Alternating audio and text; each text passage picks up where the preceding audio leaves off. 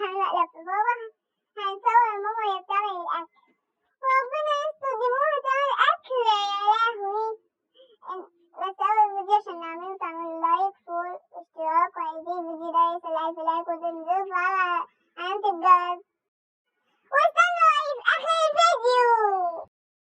بتعملي الزلابيه وبتطلع منك طريه ومش مقرمشه زي اللي بنشتريها من بره ومش واخده نفس التدويره، هنقول النهارده على كل الاسرار في عمل الزلابيه وزي اللي بنشتريها من بره ويمكن احسن كمان.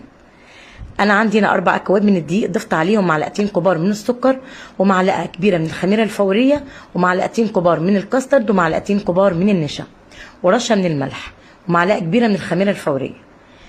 هقلب كل المواد الجافه كده مع بعض، وبعد كده هنزل بكوبايه من الميه الدافيه. هقلب كده بالمضرب اليدوي العادي لحد ما يديني القوام ده.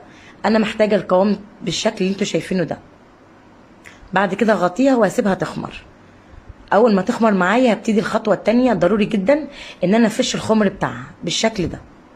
عندي باينه كيس حلواني اللي بيتحط فيه الكريم شانتيه، هبتدي ان انا احط فيه الخليط كده، وهدهن المقص عندي بشويه من الزيت وهقطع بالشكل ده.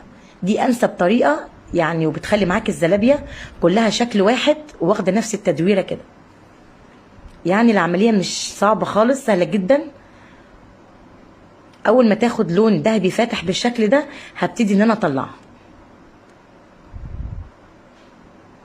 بالشكل ده، وبعد كده هرجعها في الطاسه مره تانية.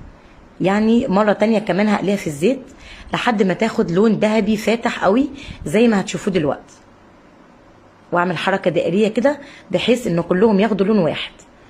وهطلع على طول في الشربات.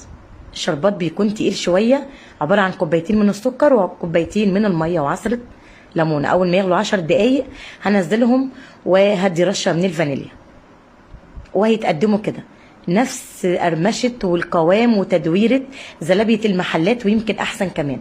اتمنى تجربوها وتقولوا رايكم فيها ايه. مع السلامه. دلوقتي يا جماعة انتوا مستنيين رأيي